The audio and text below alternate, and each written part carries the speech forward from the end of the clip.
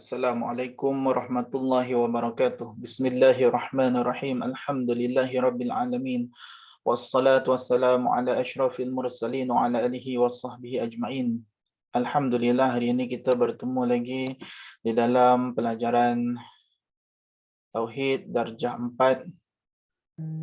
Dalam pelajaran 6, murid-murid boleh buka muka surat 32 hingga 35 berkaitan 3 i'tiqad yang berkaitan dengan sifat qudrah.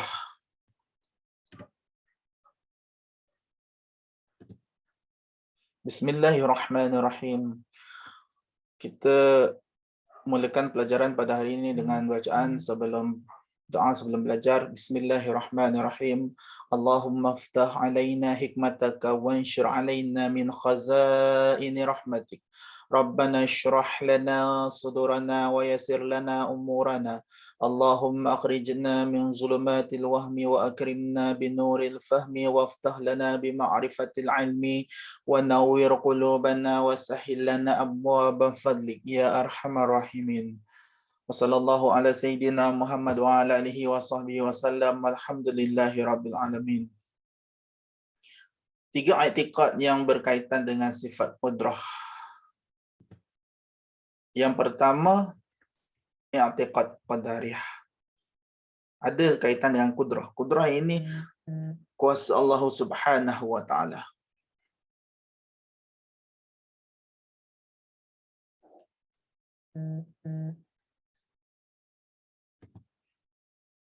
Yang kedua, i'tiqad jabariyah. Yang pertama tadi i'tiqad qadariyah. Yang kedua, i'tiqad jabariyah. I'tiqad ni pegangan. Yang ketiga, i'tiqad ahli sunnah wal jamaah. Pegangan ahli sunnah wal jamaah. I'tiqad pegangan jabariyah. I'tiqad pegangan qadariyah. Kita lihat pengertian 3 i'tiqad. Pengertian 3 i'tiqad. Yang pertama, qadariyah. Yang kedua, jabariyah. Yang ketiga, ahli sunnah wal jamaah. Qadariyah. Perkataan qadariyah itu nisbah kepada qadar, usaha ikhtiar manusia. Fahaman ini hanya menganggap usaha dan ikhtiar manusia itu yang paling penting.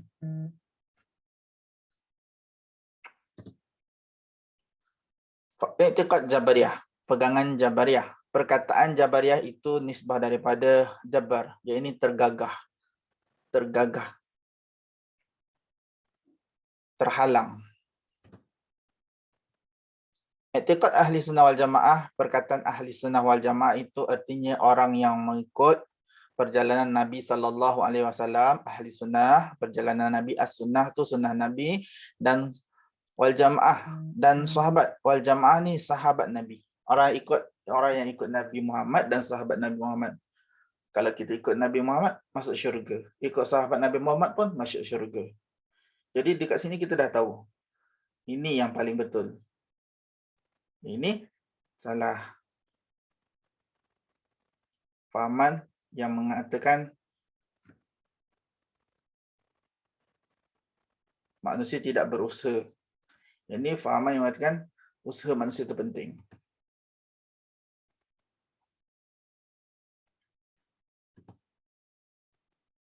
Daripada perkataan tadi, qadar. Maksudnya sesiapa beriktikad segala perbuatan yang dilakukan manusia itu sama ada baik atau jahat. Semuanya daripada usaha dan ikhtiar manusia itu sendiri. Perbuatan baik dan jahat dari ikhtiar manusia itu adalah pegangan qadariyah. Sedikit pun tidak bersangkut paut dengan qada dan qadar Allah Ta'ala. Mereka tidak kaitkan pun dengan kehendak dan kuasa Allah. Mereka tidak mengiktiraf kuasa dan kehendak Allah. Ini salah. Mereka tidak mengiktiraf kuasa dan kehendak Allah. Memang manusia itu ada usaha dan ikhtiar, tapi dekat sini dia salah. Mereka tidak menganggap kuasa dan ikhtiar Allah Ta'ala. Pada fahaman Jabariyah pula, fahaman sesiapa yang beriktikad bahawa manusia dan makhluk bergantung kepada qada dan qadar semata-mata. Ini pun salah. Manusia dan makhluk bergantung kepada qada dan qadar. Qada dan qadar Allah semata-mata. Salah. Tidak ada baginya ikhtiar atau boleh memilih sama sekali. Mereka menganggap manusia tak payah berusaha, tak payah berikhtiar. Perbuatan baik dan jahat bukan dengan kehendak sendiri tetapi terpaksa. Mereka menganggap perbuatan baik dan jahat itu terpaksa sebab Allah yang suruh. Terpaksa lakukan dengan kehendak dan kuasa Allah semata-mata. Ini fahaman yang salah. Mereka hanya menyerah pada Allah.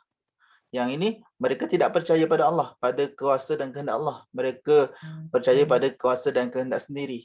Yang ini, mereka tidak percaya kepada kuasa sendiri. Mereka percaya mereka terpaksa lakukan. Semua berpunca daripada Allah. Yang ini tak payahlah berusaha.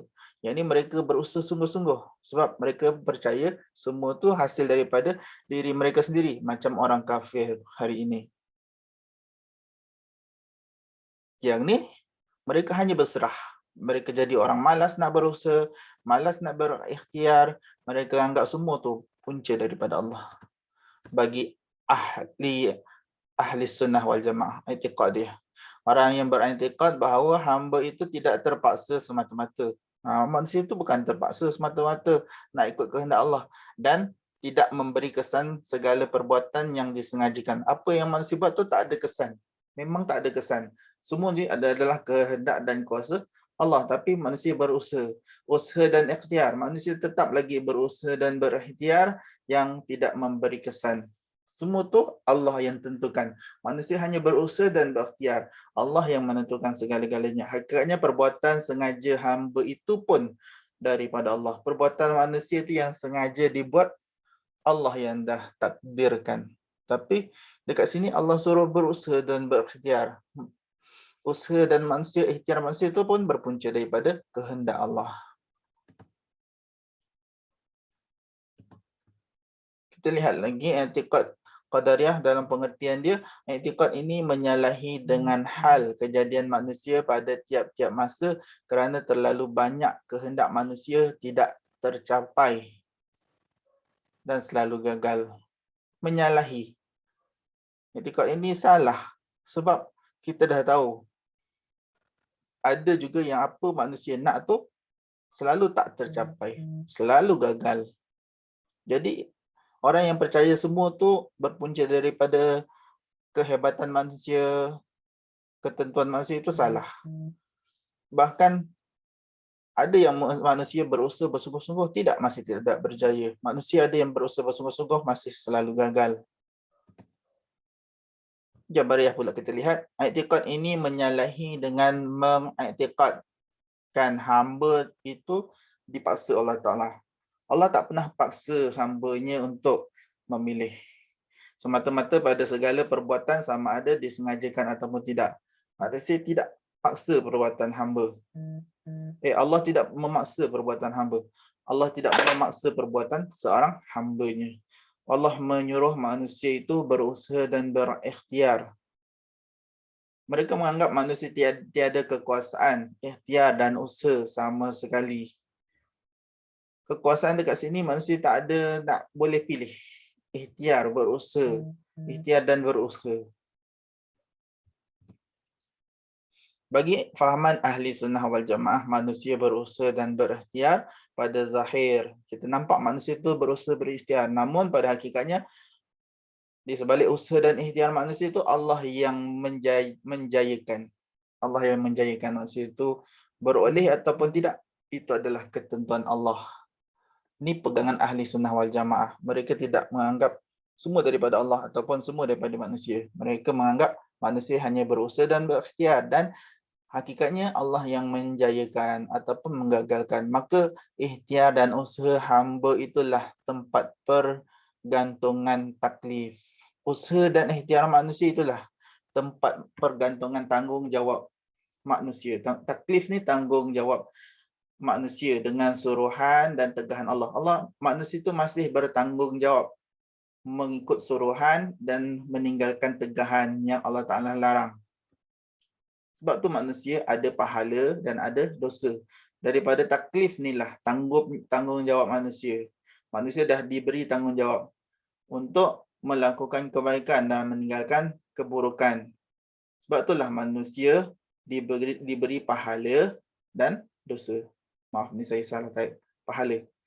Manusia tidak hanya berserah sahaja kerana nasib ketentuan takdir daripada Allah tanpa berusaha dan berikhtiar. Manusia tidak hanya berserah sahaja kerana nasib ketentuan takdir daripada Allah tanpa berusaha dan berikhtiar.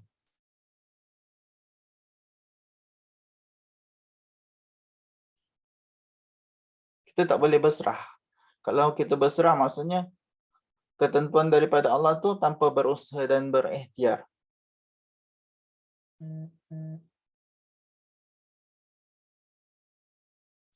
Manusia tidak hanya berserah sahaja kepada nasib ketentuan takdir daripada Allah tanpa usaha dan ikhtiar. Kita tak boleh macam ni. Kita kena berusaha, kena berikhtiar.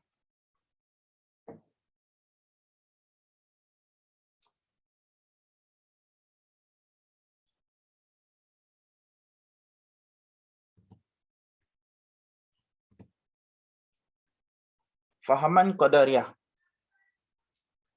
Fahaman Qadariyah ini melampaui batas. Sekiranya manusia ada berkuasa yang bersendirian, nescaya tidak ada manusia yang mahu hidup sengsara, miskin, sakit, tidak maju, bahkan semuanya hendak hidup senang lenang dan kaya raya. Kalau manusia itu berkuasa, manusia itu ada kuasa yang bersendirian, nescaya semua senang lenang, kaya raya. Tak ada yang miskin, tak ada yang sengsara.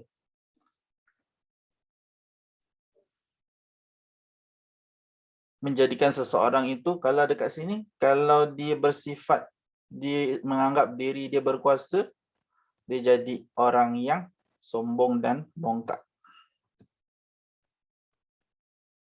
Iktikad ini membawa kepada tidak berguna syurga, neraka, Rasul, Al-Quran dan kitab Allah Allah Ta'ala yang lalu, agama dan segala undang-undang. Semuanya tidak ada faedah. Iktikad ini membawa kepada syurga tak ada fungsi, neraka pun tak ada fungsi. Sebab manusia itu tak ada dosa. Rasul itu tak payah nak menyampaikan apa-apa. Sebab itu daripada Allah semua. Kitab Allah tidak ada kesan. Al-Quran pun tidak ada kesan. Agama dan undang-undang pun tak ada kesan. Semua tak ada faedah. Iktikad ini salah, sesat, bertentangan dengan akal, adat dan agama. Iktikad Jabariyah ni salah. Kalau Qadariyah ni melampau, yang Jabariyah ni salah. Sebab bertentangan dengan akal, adat dan agama. Akal tu dia nak yang cantik, yang hebat. Adat manusia ni supaya teratur tersusun, baik. Hidup ada berpakaian, ada tindakan dan agama. Menjadikan manusia malas. Tak ada tindakan, tak ada apa-apa. Jadikan manusia malas. Jabariyah ni menjadikan manusia malas. Kalau Qadariyah tadi menjadikan manusia itu sombong dan bongkak, Jabariyah menjadikan manusia itu malas.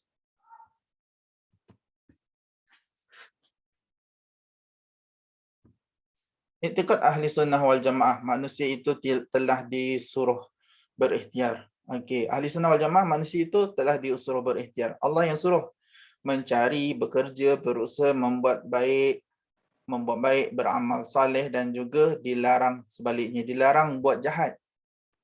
Maka wajiblah manusia taat dan menyempurnakan segala titah perintah Allah. Dekat sini, manusia taat pada perintah Allah. Disuruh bekerja, berusaha, buat baik, beramal saleh, jangan buat jahat, jangan jadi malas, jangan buat perkara yang Allah Ta'ala larang. Maka nyatalah iktikad ahli sunnah wal jamaah itu iktikad yang benar. Inilah yang paling benar. Qadariyah dan Jabariyah semuanya melampau dan menjadikan manusia itu malas, menjadikan manusia itu sombong dan bongkak. I'tikad ahli sunnah wal jamaah je i'tikad yang benar. Sebab Allah Ta'ala menyuruh manusia itu berusaha mencari, bekerja, berusaha membuat baik, beramal saleh dan juga dilarang sebaliknya.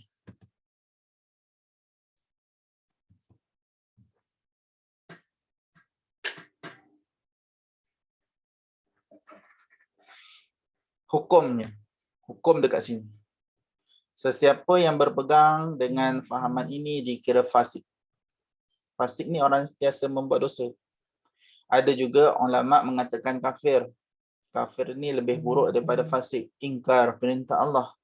Tetapi yang muktamad tidak kafir kerana akhir sekali ulama kata tidak lagi sampai kepada kafir kerana fahaman ini mengadakan yang tiada. Iaitu mereka berpendapat bahawa kudrah hamba itu memberi kesan. Kuasa hamba itu memberi kesan. Mereka tidak menganggap kuasa Allah itu memberi kesan. Mereka menganggap kuasa manusia itu memberi kesan. Sebenarnya kudrah hamba tidak boleh memberi kesan sama sekali. Tapi yang memberi kesan adalah kuasa Allah Subhanahu Wa Taala. Manusia itu sebenarnya tidak ada kuasa. Manusia diberi ikhtiar, diberi tenaga untuk berusaha dan berikhtiar. Manusia hanya ada tenaga sebenarnya untuk berusaha dan berikhtiar. Manusia pun kalau dikira kuasa, bila dia tak makan, dia tidak ada tenaga. Bukan kuasa. Tak makan, tak minum, dia akan jadi lemah. Bagi i'tikad Jabariyah, hukumnya fasik. Berdosa orang yang berpegang pada Jabariyah. Qadariyah pun berdosa, fasik juga. Jabariyah pun fasik, berdosa. Qadariyah berdosa, Jabariyah berdosa. Tidak ada ulama yang mengatakan kafir. Ini tidaklah sampai ke tahap kafir kerana fahaman ini menidakkan perkara yang ada pada usaha hamba. Mereka menganggap manusia itu tak ada kesan pada usahanya. I'tikad ahli sunnah wal jamaah, maka dihukumkan i'tikad ahli sunnah wal jamaah yang sebenar-benarnya dan pertengahan kerana ia mengadakan perkara yang ada dan meniadakan perkara yang tiada. Inilah yang sebenar-benar i'tikad.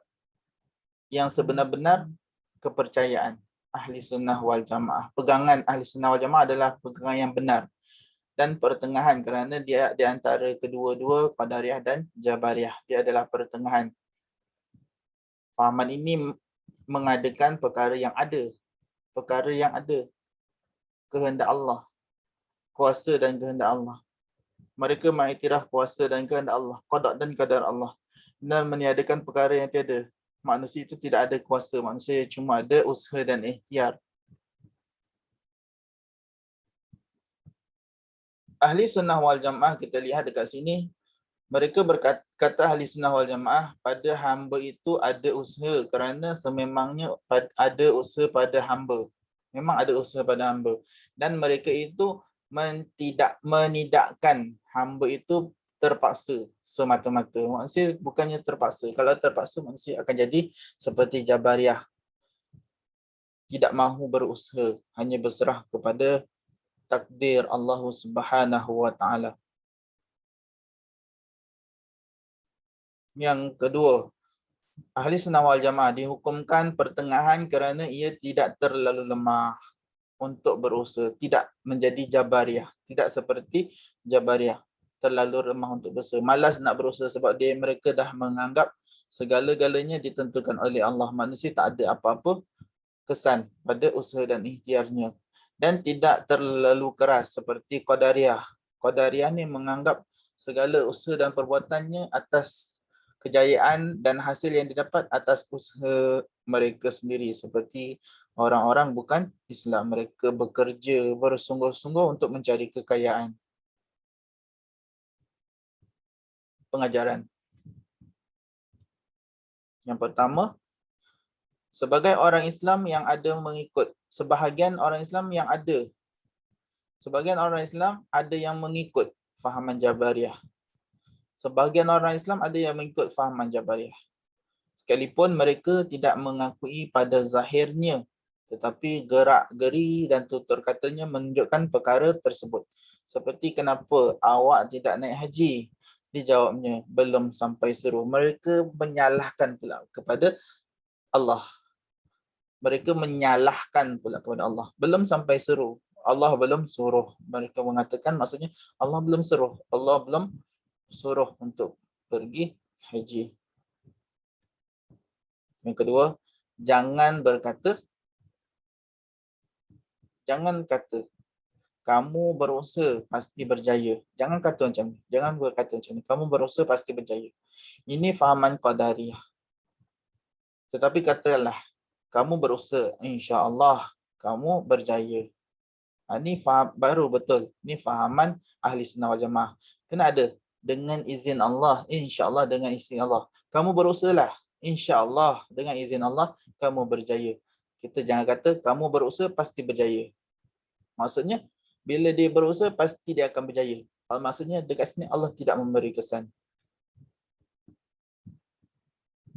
Sekian, terima kasih untuk pelajaran kita pada hari ini. Bismillahirrahmanirrahim. Rabbana la tuzigh qulubana ba'da idh hadaitana wa hab lana min ladunka rahmah innaka antal wahhab. Ya Fattah ya Alim, iftah qulubana futuhal arifin. Allahumma inna nasta'udiuka ma'alamtanahu faradduhu ilaina inda hajatina ilaihi wa la tunsinahu ya rabbal alamin. Wa sallallahu ala sayyidina Muhammad wa ala alihi wa sahbihi wasallam. Alhamdulillahi rabbil alamin. Nantikan soalan Google Form daripada saya. Sekian, Assalamualaikum warahmatullahi wabarakatuh.